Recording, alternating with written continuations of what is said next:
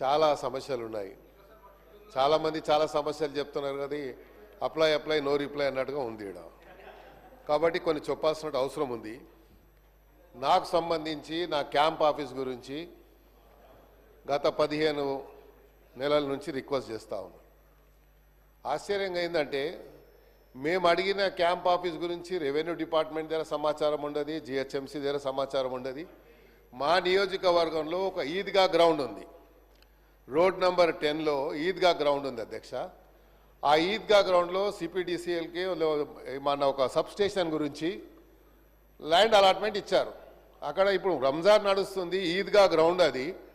దాని పక్కకు వేరే ప్రభుత్వ స్థలం ఉంది. ఆ స్థలంలో కొంచెం నాకు క్యాంప్ ఆఫీస్కు స్థలం ఇవ్వమంటే అది వాళ్ళు ఐడెంటిఫై చేయలేకపోయారు.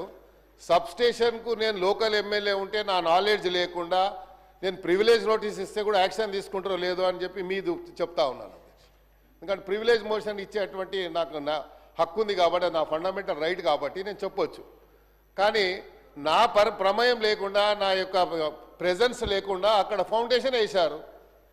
నేను పోయి నా రెగ్యులర్ స్టైల్లో పలగొట్టాను పోయి. ఎందుకంటే ఇక నాకు వేరే ఆప్షన్ లేదు కదా సార్. ఆప్షన్ ఉన్నప్పుడు అంటే వేరే తీరు చెప్పొచ్చు. సో మరి మంత్రి గారు ఉన్నారు కాబట్టి, భట్టి గారు ఉన్నారు కన్సర్న్ మినిస్టర్ కాబట్టి వారి నోటీస్ తీసుకొస్తున్నా అధ్యక్ష. ఇక తర్వాత చెప్తా ఉండు రాజుబాయి నువ్వు పట్టింది సార్. రెండోది అదే చెప్తున్నా, నోట్ అంటారు తర్వాత నోట్ అంటారు రిప్లై వస్తుంది. అబ్బాయి నువ్వు చూడలేదా సార్? ఇంకోటి, నేను రీసెంట్లీ ఒక గవర్నమెంట్ స్కూల్కి వెళ్ళాను అధ్యక్ష.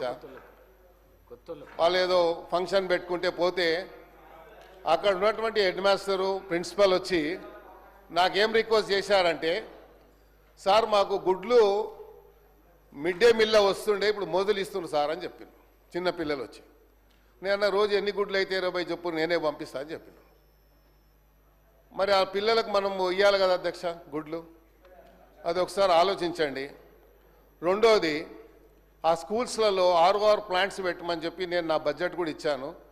మరి ఇప్పటిదాకా బడ్జెట్ నా ఏదైతే రెగ్యులర్గా వచ్చే బడ్జెట్లో ఇచ్చాను. కానీ ఒక ఒకటేమో ఎన్బిటి నగర్లో రౌండ్ టేబుల్ స్కూల్ ఉంది సార్, చాలా పెద్దది, సుమారు 2000 మంది విద్యార్థులు చదువుతారు. జూబ్లీహిల్స్లో అలాగే ఉంది, ఆడ కూడా RO ప్లాంట్ అడిగాను, అవ్వలేదు. ఇంకోటి, ఇది చాలా ప్రధానమైనటువంటి సమస్య కాబట్టి ఇమీడియట్గా యాక్షన్ తీసుకోవాలి. నోట్ అనేది అది రెగ్యులర్ ప్రాక్టీస్ అధ్యక్ష. నోట్ అంటే మాకు తెలుసు, నేను కూడా మంత్రిగా పనిచేశాను. నోట్ చేసుకుంటామంటాం, బయటికి పోయిన తర్వాత అది డస్ట్బిన్లో వేస్తాం ఆ పేపర్ తీసుకుపోయి. ఇది రెగ్యులర్ ప్రాక్టీస్ కాబట్టి నేను చేశాను కాబట్టి చెప్తున్నా అధ్యక్ష. నేను వాళ్ళని ఎవరిని బ్లేమ్ చేస్తలేను. ఇప్పుడు నాకు ఎవరు చెప్పాల్సిన అవసరం లేదు, నాకు తెలుసు ఏం మాట్లాడాలో. అందరికంటే సీనియర్ ఎమ్మెల్యే నేను సార్. ఇంకోటి, ఈడబ్ల్యూఎస్ కాలనీ నేను మినిస్టర్ ఉన్నప్పుడు ఫౌండేషన్ వేసి కాలనీ కట్టించాను. ఆ ఈడబ్ల్యూఎస్ కాలనీలో ఒక వ్యక్తి వెంకటరెడ్డి అని 5-6 ఇండ్లు వాళ్ళకు కొంచెం డబ్బులు అప్పు కింద ఇచ్చి అన్ని ఇండ్లు లాక్కొని 6 ఫ్లోర్లు వేశారు. నేను complaint zonal commissioner complaint with pictures court ఆర్డర్తో సహా పంపించాను. ఈరోజు వచ్చే ముందు MRO గారికి, తహసీల్దార్ గారికి, అదేవిధంగా DC గారికి పంపించాను. యాక్షన్ తీసుకుంటలేరు. ఈడబ్ల్యూఎస్ కాలనీ అది పర్మిషన్ ఎలా వచ్చింది? ఇక్కడ కిట్టుకు ఏంటంటే మా దగ్గర ఉన్న టౌన్ ప్లానింగ్ ACP చిన్న పేపర్స్ పెట్టుకున్నారు. మొన్న ముఖ్యమంత్రి గారు చెప్పారు వారి కన్సర్న్తో. అలాంటి వాళ్ళు ఏం చేస్తారు, వాడే సొంతగా స్క్రీన్ ప్రింటర్ దగ్గరకు పోయి పేపర్ తీసి ఇక్కడ ఇల్లీగల్గా కన్స్ట్రక్షన్ ఫోటో తీసి అది CCPకి ఒకటి ACPకి ఒకటి పంపిస్తాడు. దీని మీద యాక్షన్ తీసుకుంటారు. మళ్ళీ వాడు కాంప్రమైజ్ అయిపోయి బిల్డింగ్ కట్టేస్తాడు. ఇది నడుస్తుంది కాబట్టి దయచేసి మీ సీరియస్ మ్యాటర్స్ ఇవి కాబట్టి ప్రభుత్వం తీసుకురావాలని బాధ్యత ఉంది కాబట్టి చెప్తా ఉన్నాను. మీరు అదే నోట్ చేసుకుంటారు, రెగ్యులర్గా చెప్తారు కాబట్టి అది మీ ఇష్టం, నేనేం దాన్ని చెప్పలేను. కాబట్టి ఇలాంటి ఎవరైతే సోషల్ మీడియాని మిస్యూజ్ చేసుకొని ఇలాగా అందరినీ బ్లాక్మెయిల్ చేస్తూ ఉన్నారు, ఇది చాలా హైదరాబాద్ సిటీలో చాలా పెద్ద ఎత్తున నడుస్తుంది. బిల్డర్స్ని చేస్తున్నారు, అట్ ద సేమ్ టైం డిపార్ట్మెంట్లో ఉన్నటువంటి GHMC అధికారులు అయితే వణికిపోతారు వాళ్ళతో. ఎమ్మెల్యే ఫోన్ చేసినా, మినిస్టర్ ఫోన్ చేసినా భయపడడు. కానీ ఆ సోషల్ మీడియా వాడు ఒక ఫోన్ చేస్తే మాత్రం సార్ నేను యాక్షన్ తీసుకుంటా అంటాడు. ఇద్దరు కూర్చొని లావాదేవీ జరిగిపోతుంది. సో ఇవన్నీ జరుగుతున్నాయి కాబట్టి క్యాంప్ ఆఫీస్ విషయంలో సీరియస్గా తీసుకోండి. తర్వాత ఈ ఈడబ్ల్యూఎస్ కాలనీ ఏదైతే ఇల్లీగల్గా కట్టాడో అది ఇమ్మీడియట్గా డెమాలిష్ చేయాలి. ఎందుకంటే పబ్లిక్ అంతా వచ్చి నా మీద పడతా ఉన్నారు. క్యాంప్ ఆఫీస్ లేకుండా నేను హైదరాబాద్ సిటీలో ఉంటా కాబట్టి వందల మందితో డైలీ ఇంటరాక్షన్ ఉంటుంది అధ్యక్ష. వాళ్ళని కూర్చోబెట్టుకోవడానికి కూడా మనకు ఇబ్బంది అవుతుంది. కాబట్టి నా క్యాంప్ ఆఫీస్ గురించి కూడా దయచేసి మరి నోట్ చేసుకుంటారని చెప్తారు. కాబట్టి మీరు ఒక డైరెక్షన్ ఇవ్వండి. Thank you.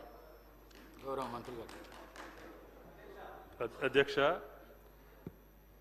సభా నియమావళి ప్రకారం 0 అవర్ ఏ ప్రభుత్వంలో ఉన్నా ఎవరి ప్రభుత్వంలో ఉన్నా అదే నిబంధనల ప్రకారంగా జరుగుద్ది. ఇది కూడా నోట్ చేసుకోవటం జరిగింది అధ్యక్ష. డాక్టర్ రాజేశ్వర్ రెడ్డి గారు. అధ్యక్ష,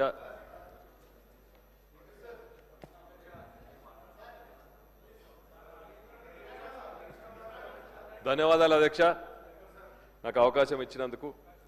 మొదటి అధ్యక్ష, నాగర్కర్నూలు నియోజకవర్గంలో నాగర్కర్నూలు పట్టణంలోని గవర్నమెంట్ జూనియర్ కాలేజ్ అధ్యక్ష, అది పట్టణ నడిబొడ్డున 5 ఎకరాల్లో విస్తరించి అతి పురాతనమైన కాలేజ్ అధ్యక్ష. అది 1967లో నిర్మించబడ్డది అధ్యక్ష. అది ఇప్పుడు అది ఎప్పుడు కూలిపోతుందో తెలియదు అధ్యక్ష.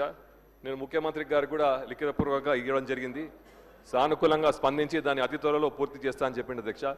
ఇప్పుడు ఎక్కడైతే ఆగిపోయిందో డిపార్ట్మెంట్లో అతి త్వరలో దాన్ని పూర్తి చేసి దాన్ని అతి త్వరలో కట్టియాలని మీ ద్వారా కోరుకుంటున్నాను అధ్యక్ష. అదేవిధంగా అధ్యక్ష, మన నాగర్కర్నూలు జిల్లా అతిపెద్ద జిల్లా అధ్యక్ష, ఉమ్మడి పాలమూరు జిల్లాలో. అటు అచ్చంపేట, ఇటు కొల్లాపూర్, కల్వకుర్తి, నాగర్కర్నూలు అధ్యక్ష. ఈ యొక్క జిల్లాలో ఎక్కడ కూడా టెక్నికల్ కోర్స్ సంబంధించిన కాలేజ్ లేదు అధ్యక్ష.